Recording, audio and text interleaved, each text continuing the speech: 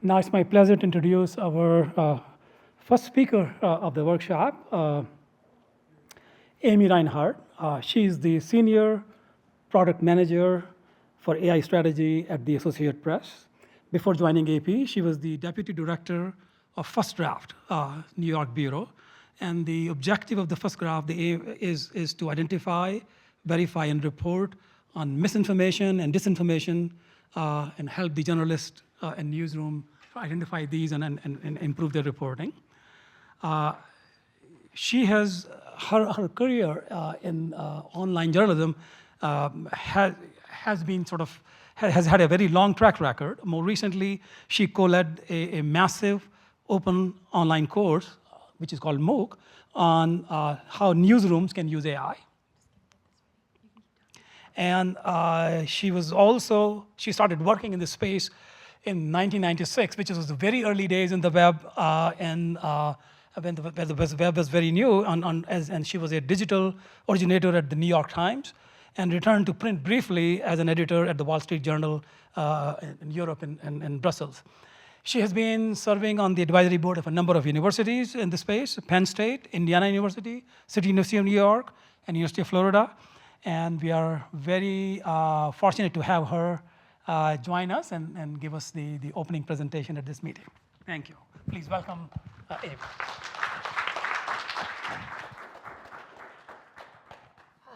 Hi, everyone. Good afternoon. It's a real honor to be here today at the University of Minnesota for the AI Spring Research Workshop. My name is Aimee Rinehart. I'm a Senior Product Manager for AI Strategy at the Associated Press, and I've spent most of my career exploring the intersection of journalism and technology. So, from my earliest work at the New York Times online, where we were inventing in real time what it meant to do journalism in the digital space, to leading efforts in social media verification, to now helping the Associated Press adopt generative AI responsibly, I've ridden each wave of disruption, and here's the truth. For me, this generative AI wave is the most consequential one yet.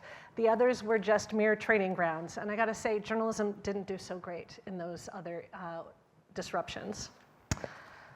So I think AI is going to determine distribution streams, shape scholarship and history, and make already powerful companies, the 6 largest companies the world has ever known, even bigger.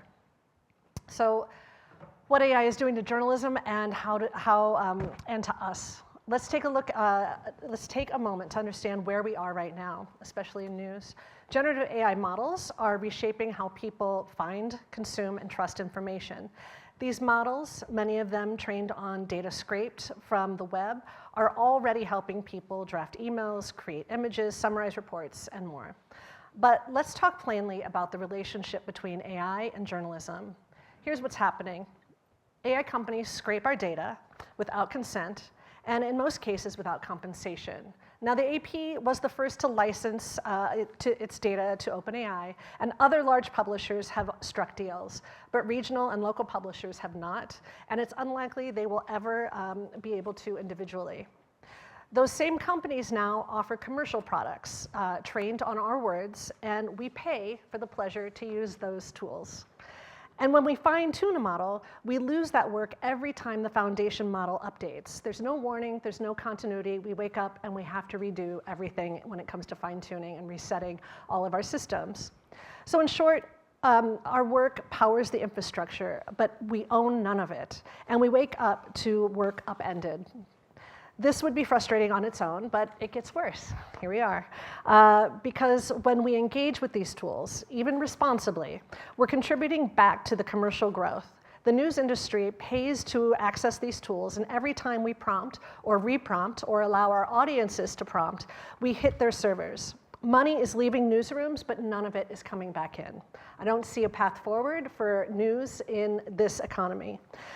And this dynamic. There are only a few companies making money on AI right now. One is NVIDIA for its computing chips. And just this week, I think 2 days ago, OpenAI confirmed that its annualized revenue run reached $10 billion this year and is on target to make $12.7 billion this year. That's a dramatic turnaround. Last year, they were losing $5 billion and only made $4 billion. So they have turned it around dramatically. So they're poised for success. For the news industry, there is no revenue stream in the AI economy. And what's at stake isn't just money, it's also about press freedom. If we don't have control over the ecosystem we participate in, then how can we be trusted to hold power to account? These, again, are the six largest companies the world has ever known. When we plug into their systems, how can we speak truth to power? How can we inform the public? How can we serve the truth? And what happens if one or two of these decide that they don't like the truth we have to serve up? Remember, the president renamed a body of water. The platforms adjusted their maps to match the new political reality immediately. The AP didn't follow suit because no leader in any nation can control the name of an international body of water. And by changing that name, news organizations would only be pretending. Going with the flow would have been an easier route to choose in the short term, but in the long term, the industry would have lost so much ground or water, as the case may be. But we would have misinformed our audience, which is global. And this is exactly the kind of integrity that gets lost when an organization's aim is to make more money and not to inform the people and about the world in which we live in, not the world in which we want it to be. So I hear this a lot. We can't build this ourselves. When I speak about a journalism LLM, the number one thing I hear from my journalism cohort is, we can't afford to build our own model. So this is personal for me in a way. It really strikes the same nerve.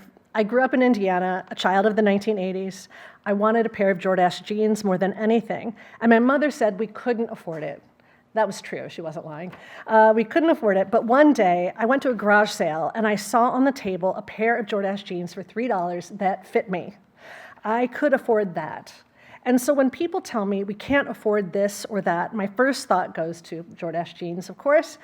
And can we not afford something? And when we can afford something, or have we just not been able to thoughtfully and creatively think enough about the problem to really solve it? Have we collaborated? Have we started to work with one another to see if we can solve a common problem? There are many things that you said in your opening that we have so many common problems, and it was refreshing to hear a technologist or a technology-minded person think of that in the same way.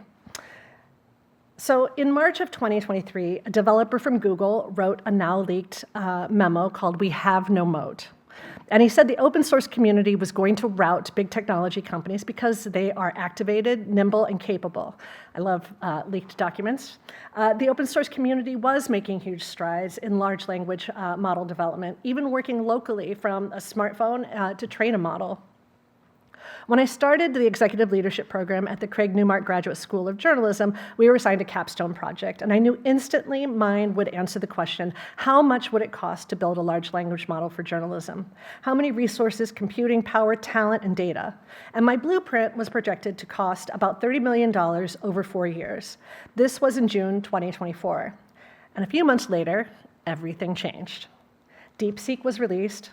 DeepSeek is an open source model from a development company team in China. It demonstrated something that researchers had been hinting at for months, and certainly what the open source community already knew. The volume of data and computing power needed to build fine-tune a competent large language model may not be as astronomical and out of reach as we once thought. There are databases, these are debates about how there are debates around how DeepSeek accomplished this build, and even that they might have stolen work from commercial models. But it really did upend everything, even the stock market. NVIDIA's stock price dropped by 17% that day. They dropped from being the #1 company down a few notches. And it also wiped out about $1 trillion of value from the stock market. Do I have your attention now? Like, it moved the market. And it also proved out that concept that the open source community has been right all along. So At the AP, a revenue team leader asked for a feasibility study on building a journalism large language model. She was like, it's great, I know you want this, Aimee, but do other people?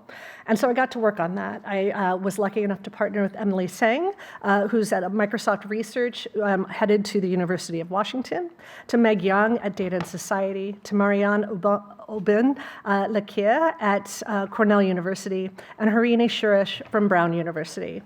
In our study, Ownership, Not Just Happy Talk, co-designing participatory large language model for journalism, we explored what it might take for newsrooms to collaborate on a journalism-specific LLM, and the reasons why they might do so. So participants in our study described a happy intern effect, tools that have tools that help superficially, but bail under pressure, and the consequence, a distortion of the journalistic process. The AI rephrased information to sound more palatable.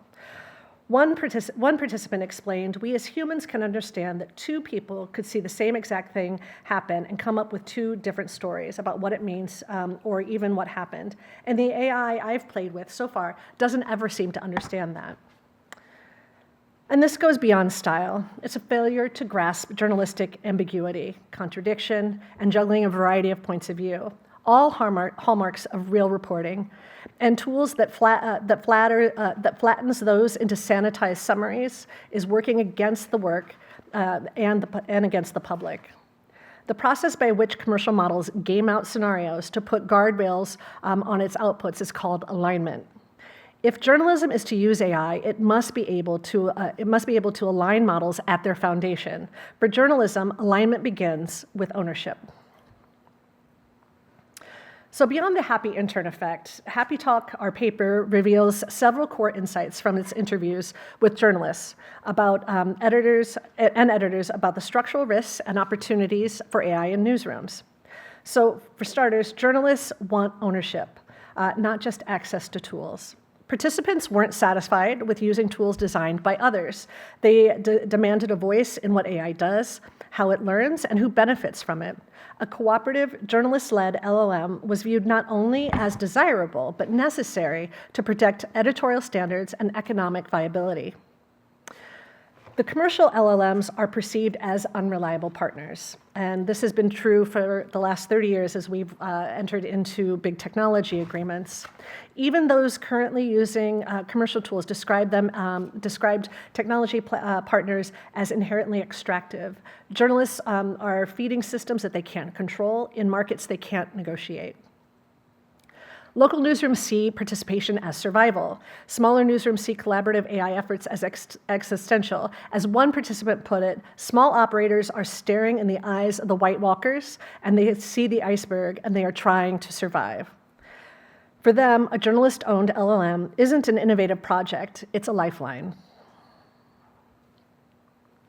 So participation, they think, also builds skills and solidarity. Reporters described learning through co-creation, building a model together, increased fluency in machine learning concepts, expanded capacity, and sparked a sense of shared mission. It demystified AI, turning it from a threat to a tool. Now, the labor anxiety is real, and it's justified. Many journalists fear that AI will replace them, even in low-risk automation scenarios like sports scores or earnings summaries, as the AP has innovated about 11 years ago now. Participants were wary of job cuts. As one put it, there's two dominant emotions around AI, suspicion and fear. You say, the companies will come in and say this is R2-D2, but it's actually the Terminator. And they weren't rejecting AI, but they demanded it be aligned with journalistic values, union protections, and actual use cases. These findings argue not for AI abstinence, but for a journalism-specific LLM that is participatory by design, that means we all co-create it, economically distributive, we all financially benefit from it, and governed by newsroom values. The result would be infrastructure for journalism, not just tools applied to it. Now, simply because the data is more ethically procured and sourced and trained with journalistic outputs in mind, that does not mean it will stop what's called hallucinations, as all AI tools have the capacity to make things up. And the commercial models more so because they aim to please. Remember the happy intern? It's never going to tell you no. So creating a journalism model is about better outputs, but these outputs remain in the realm of probabilistic outcomes.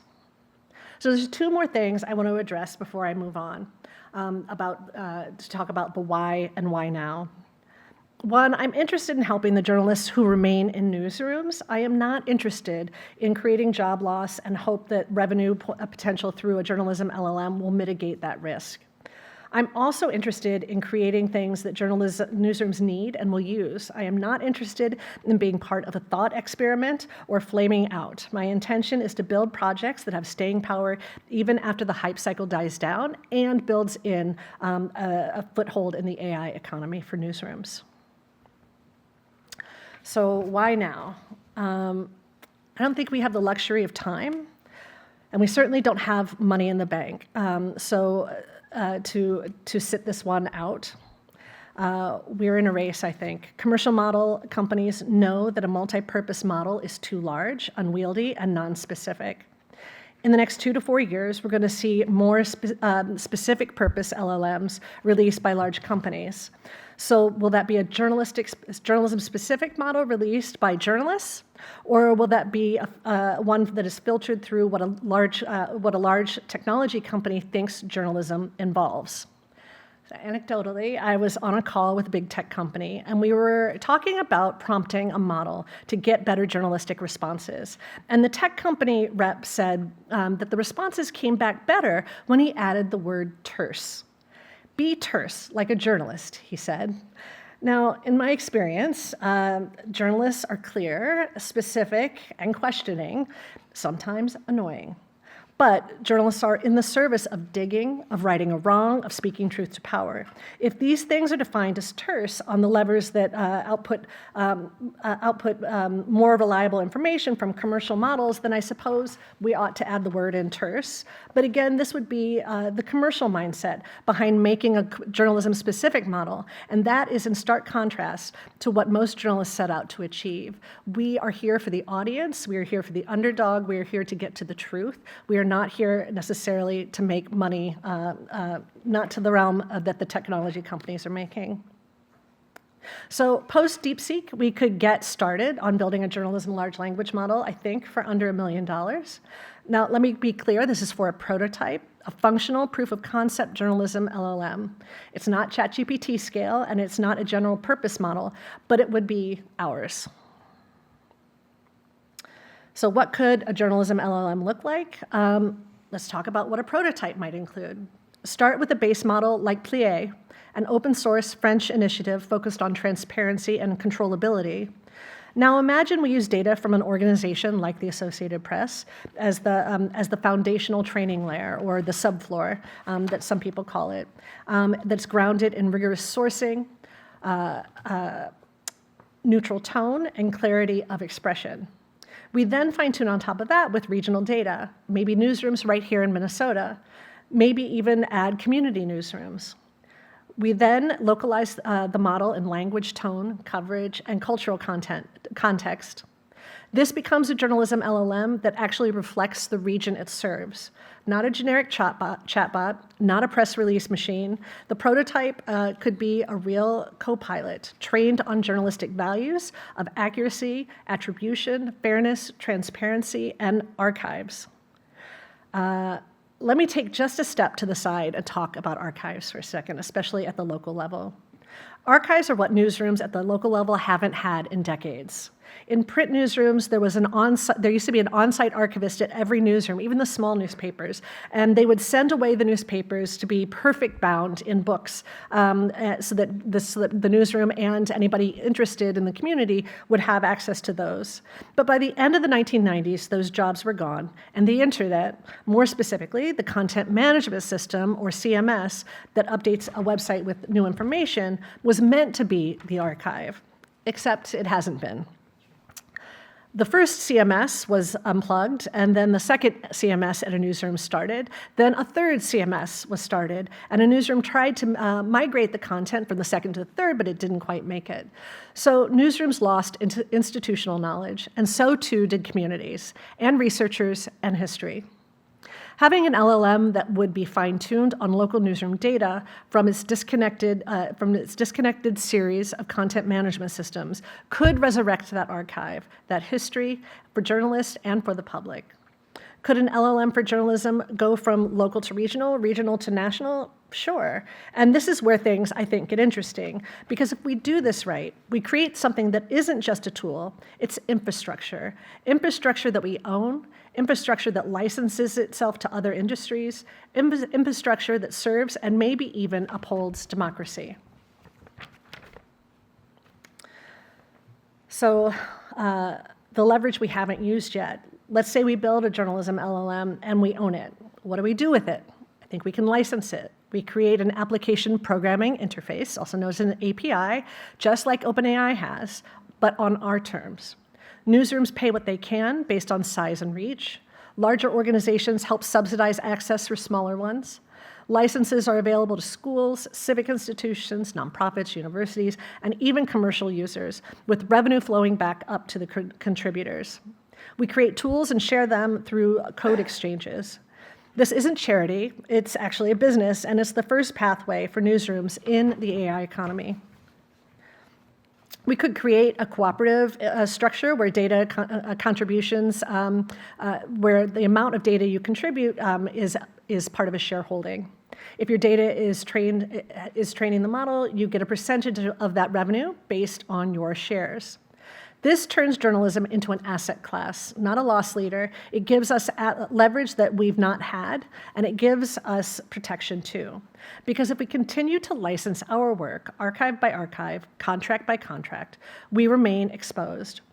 If instead we license a tool, a trained model, that we can protect our then we can protect our methods, scale our impact, and create something others depend on. A journalism LLM could be considered infringed upon if content were again to be hoovered up by commercial models. That's the difference between being simple content or data, and the difference between being that and infrastructure. And offense, to me, is a better position to play than defense. What we don't want. Let me be clear about what I don't want. I don't want one model to undergird the entire world and connectivity and the connectivity we have. I don't want one architecture trained on one set of values to determine what journalism becomes or what history becomes. I don't want commercial developers to decide how journalists think, what language we use, what topics are off limits, or what qualifies as safe content. We've already seen what happens when tech platforms moderate at scale. Truth gets flattened, nuance disappears, and difficult reporting is deprioritized for brand safety. That's not journalism.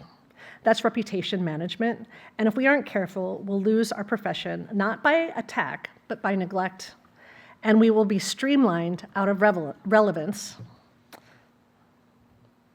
So my fear isn't theoretical. I've experimented with this. I've asked models to write headlines about gun violence, war protests, and the models wouldn't do it. They refused to use triggering language. They spun events to sound optimistic. They protected the reader instead of informing them. They became the happy intern, upbeat, obedient, and useless in a crisis. This is not a hallucination problem. It's not a safety filter problem. It's a worldview problem. These models were trained to please, not to challenge. Journalism is not here to reassure. Journalism is here to confront, to investigate, to uphold. Accountable journalism is meant to share uncomfortable truths. And we need models that align with these goals, not models trained to avoid discomfort. We need tools to create outputs that match our mission. The stakes could not be higher.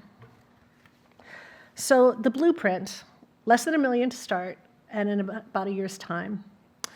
In under a year, I think we could have a working prototype, one that reflects journalistic priorities, adapts to local context, and creates new economic opportunities. And less than $1 million.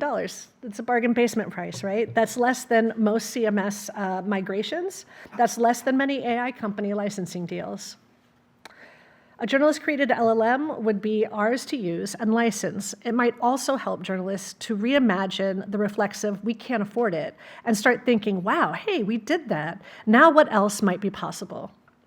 Might journalism build its own cloud infrastructure? How about satellites? Journalism organizations used to own many of its distribution streams. Now they are beholden to other companies' terms of service and referral traffic. What else might be possible if we can nail this first step in a technological path forward? So for the Newsroom Tooling Alliance, so our research ownership, not just Happy Talk, explored how to build a participatory LLM for journalism. And the research team said, oh, we're just going to create the Newsroom Tooling Alliance. And I was like, you can just do that? And they said, well, it's a good thing to have as a hypothetical. So me as a journalist, I'm like, okay, this is great.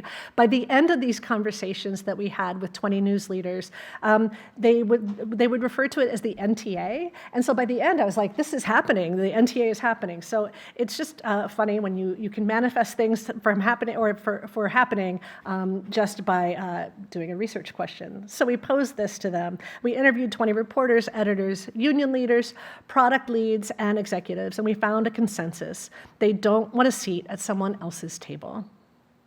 We designed a framework for them to respond to in interviews, the Newsroom Tooling Alliance.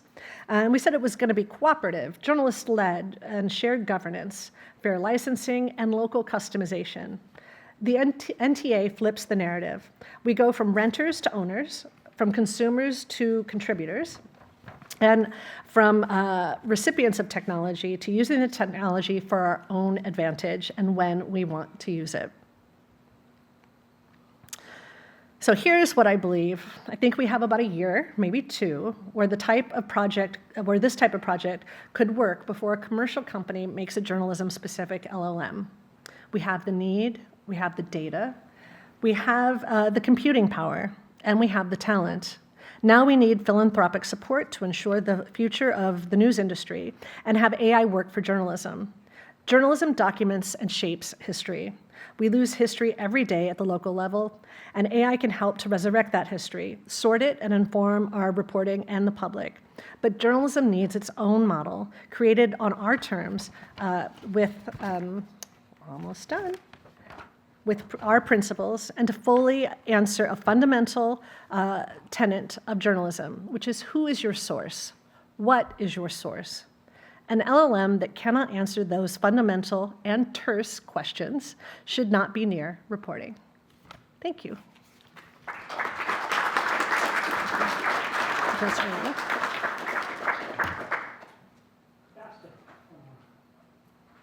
for questions.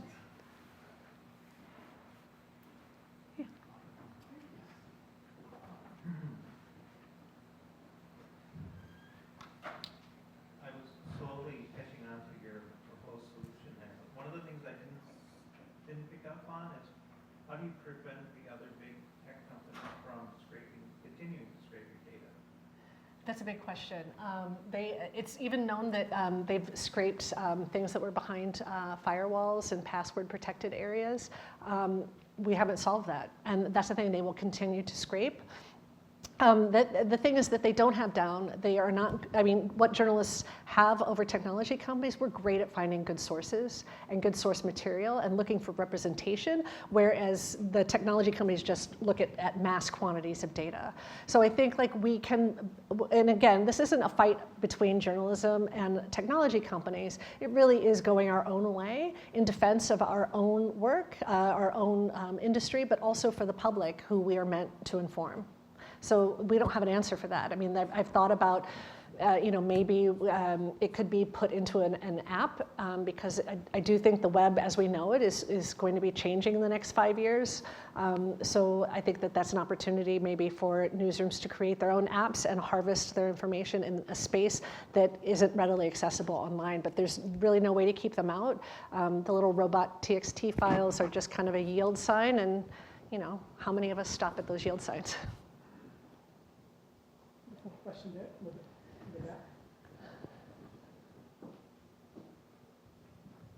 Yeah, thanks for the presentation. Got me thinking about a lot of things. I see what's in it, for the journalists and the publishers, but how are you going to get people to use it? What incentive does the population have? Like, you want them to use it more than going to Chat GPT? Yeah. So I'm not looking to make a chat GPT. This is really in service of journalism and in the service for their audiences. So how I imagine it to work, especially at the local level, would be if it were fine-tuned on that newsroom's archive, and then it could act as a co-pilot for the reporter who's doing a story. And I use this reference a lot, or this example a lot. The mayor has allocated $10,000 to fix potholes, and I start my story as a reporter. I'm new there because there's a revolving door of staff coming in and out of newsrooms. So as an institutional partner, it would come up and say, hey, he's done this 3 times in the last 10 years. What has the success been on that, or what has the outcome of that? Conversely, the public then could come to the website and be like, hasn't he done this before? Hasn't the mayor done this? And that information would come up too. So it's really about history. I'm not history of the area and information of the area. I'm not looking to rebuild a ChatGPT or make an interface, but I do think that there is an API opportunity for other organizations that are interested in quality amassed at the foundational level of the training, and who care about transparency of data, to want to use it for applications in their domain. So I think the legal industry, universities, libraries, anybody who cares about where your data came from, I think that the aim is to be a quality model that people would want to license, but as an API, not necessarily a chatbot. That makes sense. We'll go here and then here.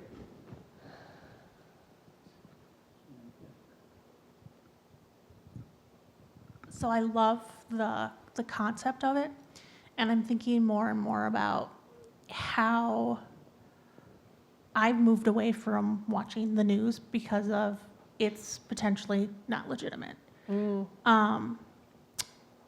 And looking at other sources and things of that nature. When you move to a large language model and you have a source, often it's one source. How do you prove that source?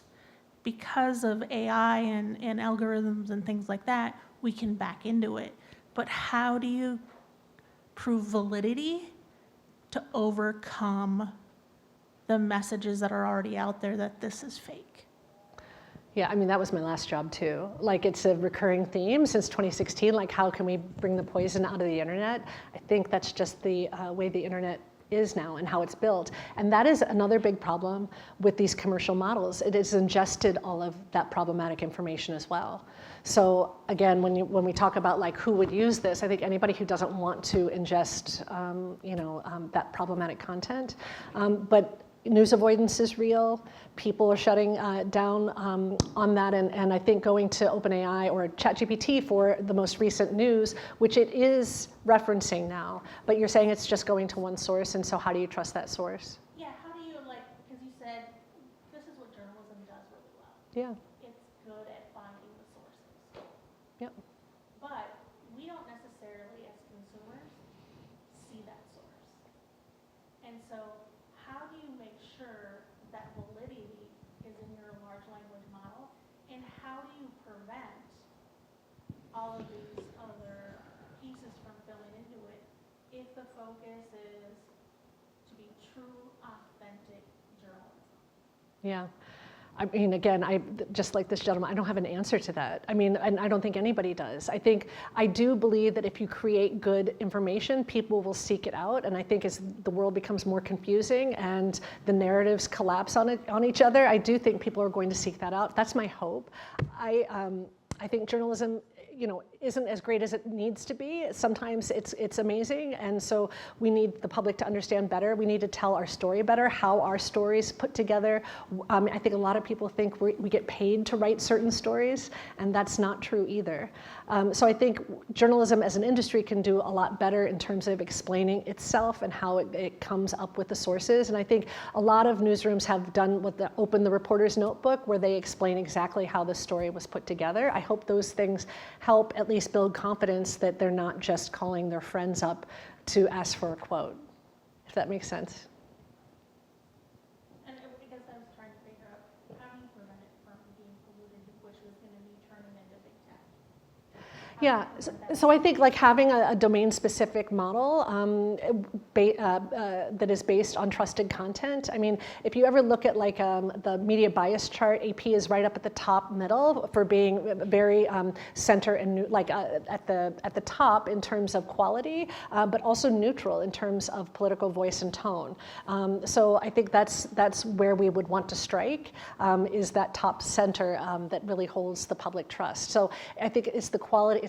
I think quality data matters and representative data matters, and I think like journalists care about that because they care about the outputs, and I think commercial models are in business to make money, and that's fine, but their intention is very different than what journalists, are. Yeah. Hi.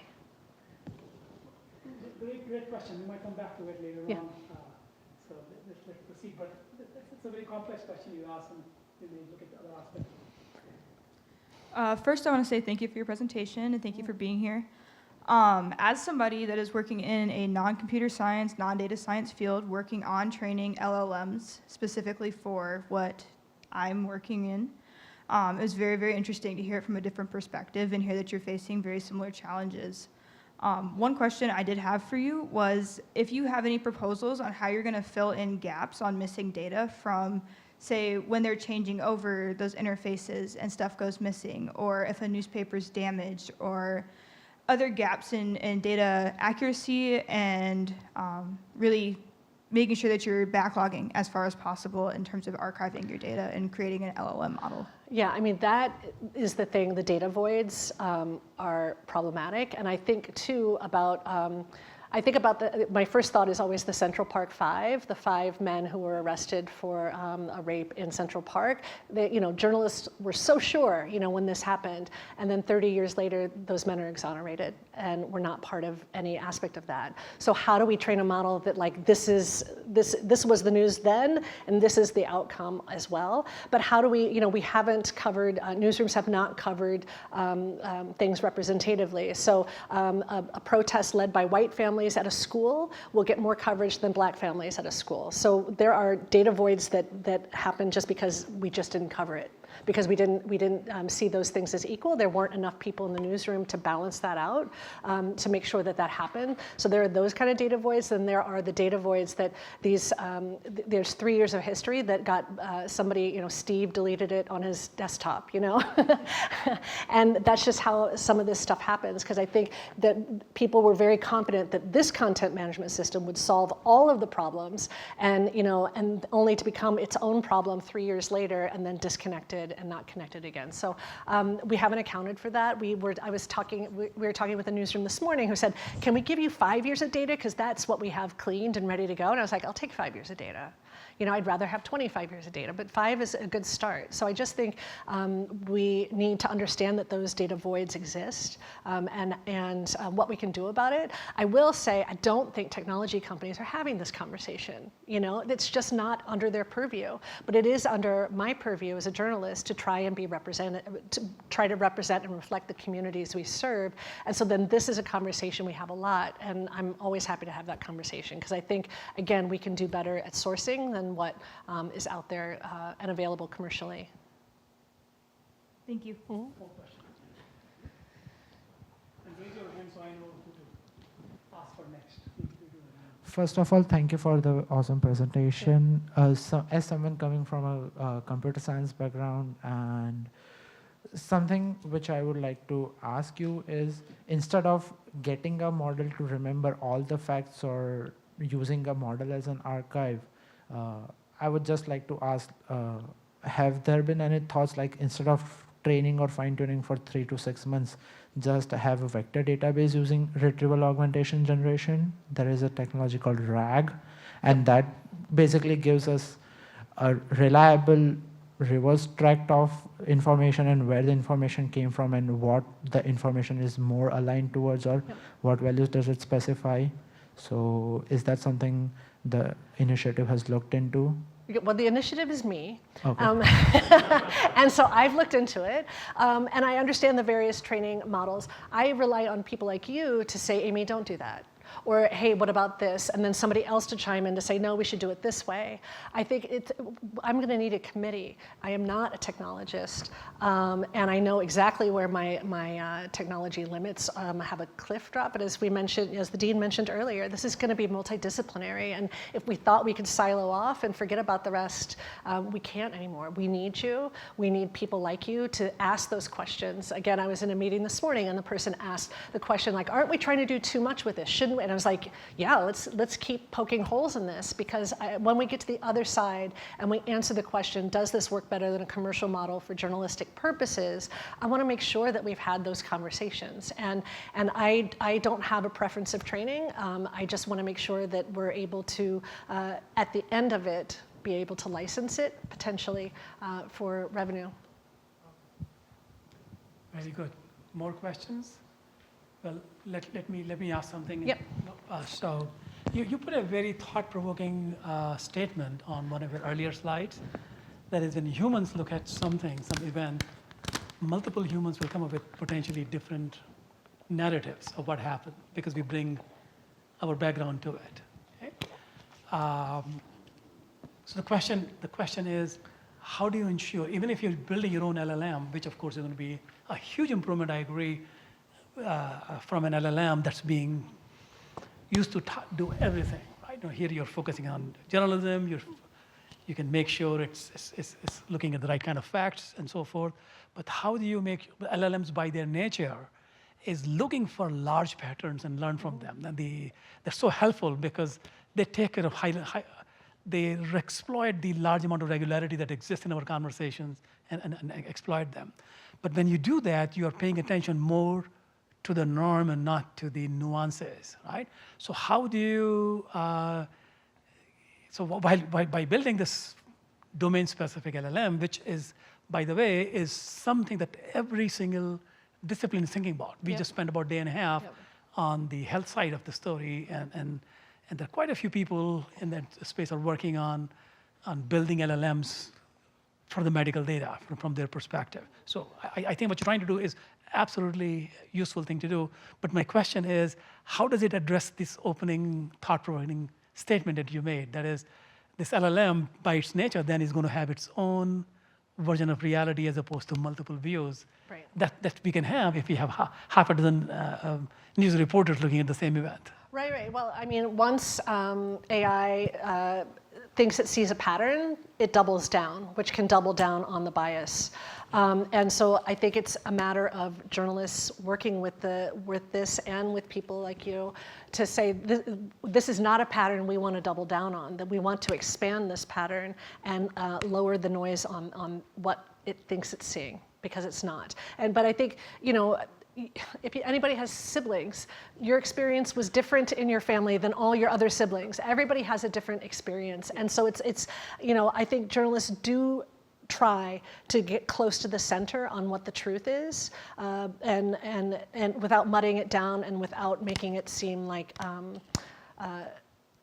something didn't happen. It actually did happen, and to try and accept and absorb that and present that in a way that is useful to the audience. But I think that this is something that newsrooms would worry about and would check in on. This is not something I think the commercial models worry about or check in on. And that is the difference, is that at least there's concern, there's the understanding of what could happen, and the stakes for what happens when it goes wrong and indicates something that's wrong. If that makes sense. Thank you. Yeah. More questions. We have time for a few more questions if you'd like to ask. Thank you. Oh, yes, question in the back. And then over there.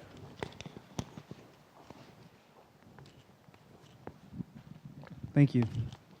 So a couple of advantages I see with your approach is, one is the technology is becoming more democratic. And the second is this LLM is more specific to journalistic needs. So which means that greater possibility for domain-specific LLMs appearing everywhere. Yeah. What concerns me is that now we are already worried about environmental sustainability when only a handful of companies are the leaders in developing LLMs. As this technology becomes more democratic, and the technical barriers resolve, that more and more smaller companies, smaller teams will be able to do this, will that increase our electricity demand or other environmental impact?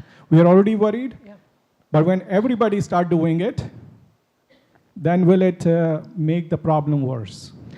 So I do think that there's, history shows us that computing went from a giant computing room to like in our pocket. I do think that they're going to resolve some of, though not all of, the environmental toll. I know that the model Mistral was, when it was created, it used the heat that was created from that to heat the dormitory in a university. So I think that's a creative thing. I don't know if that's scalable and repurposed, but I do know that it's a concern, and it's not great, and the data centers are incredibly extractive on the environment. I feel like generative AI in particular is like the golf of technology. It's like it only serves for the pleasure of a few people, and those people happen to look very similar to one another. So it's just, you know, it's not, I don't have a good answer for you on that either. Like, I just think this is the way it's going, and rather than the large companies benefiting from us constantly, I do want to get a foothold in that. So, and it's not the environment be damned, but I do think we're going to solve some of the toll on the environment, though not all of it. As I hold my bottle of water and somebody just prompted ChatGPT. I would just mention quickly is that a lot of the use cases don't require an LLM. Right. So I think what we need to look at also is maybe using SLMs. I lead a lab at Minnesota State Mankato on SLMs. And a lot of use cases can be handled through a 16 million parameter type model rather than 1 trillion parameter model. So, and also people are not only worried about user privacy, there are issues like business process privacy. Businesses are worried about their employees are going and talking with the LLMs, and they are sharing proprietary information, which they don't know where this all information be regurgitated, when and who will get that information. So what I will suggest is that in addition to LLMs, which definitely have their own value proposition, looking at SLMs so that those models could be run on devices without having to go to the internet, for example. And then we have a lot of deprecated devices and models that are just sitting around. So how we make these models more personalized to our needs without causing big environmental impacts. So technically, this is a fine-tuned small language model. But I don't say that to everybody because but I feel comfortable in this room that a lot of people know what I'm saying. And you're in Mankato, right? I'm going to come and talk to you then after that, or after this. If not today, then another time. Because journalists also need data privacy, data security. A lot of journalists would be able to use AI locally from their desktop so that they're not hitting the public web, especially if they're working on high stakes reporting. So I do think we could make iterative models. One is like a GPT that is GPT secure, so that it would be run locally. So that's definitely on my mind, and this would be a small language model because we just don't have trillions of parameters of data. Very good. And the next question is coming from that side. And if somebody else has a question, raise your hand and I'll get the mic to you.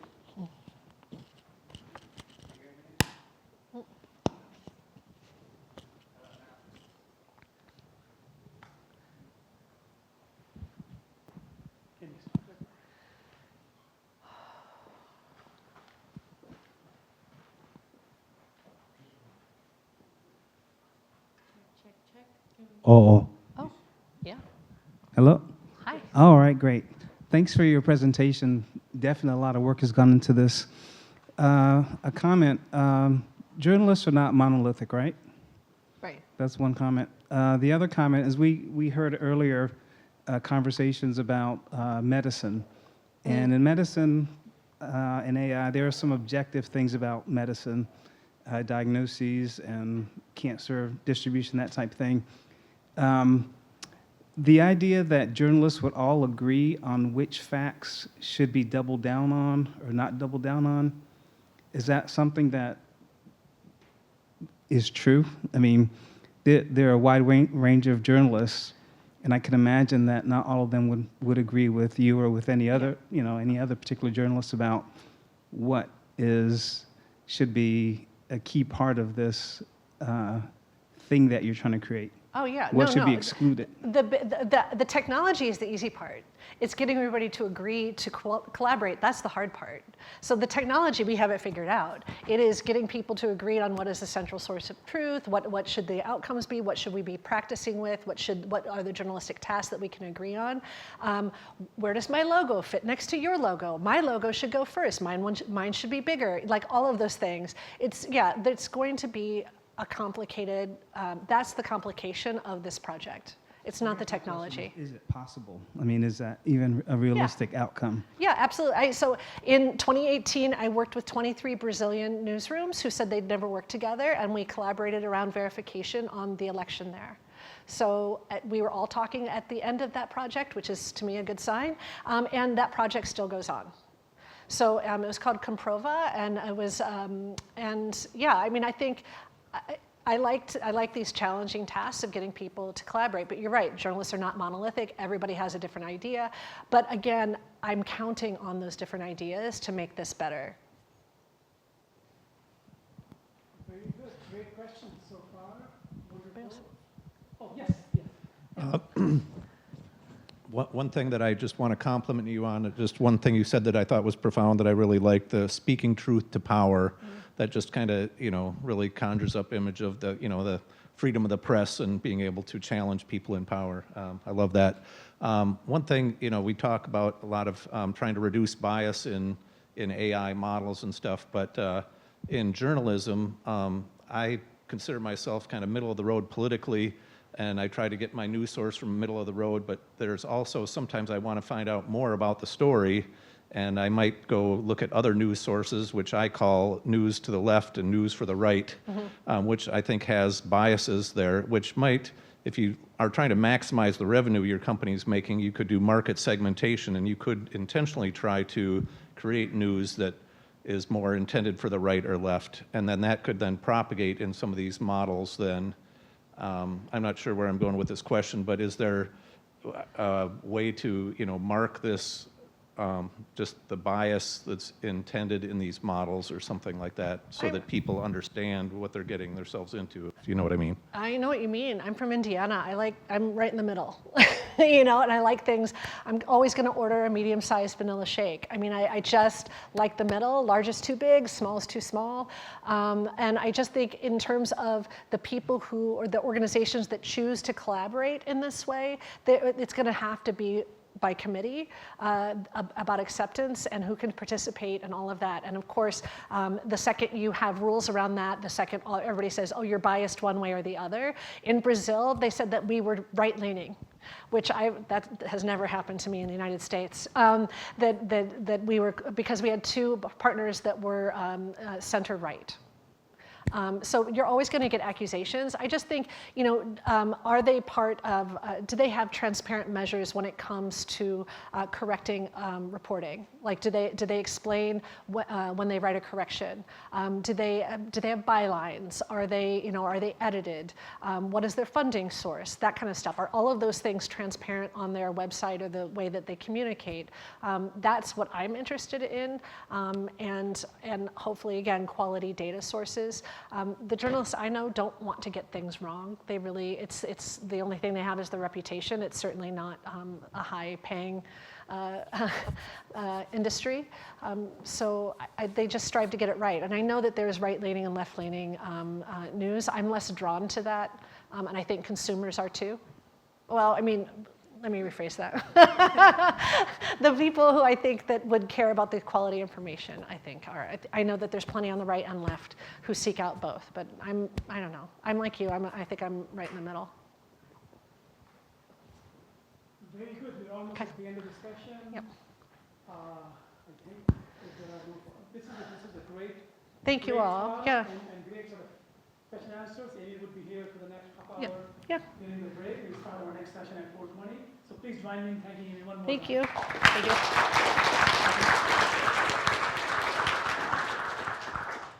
Thank you. Awesome.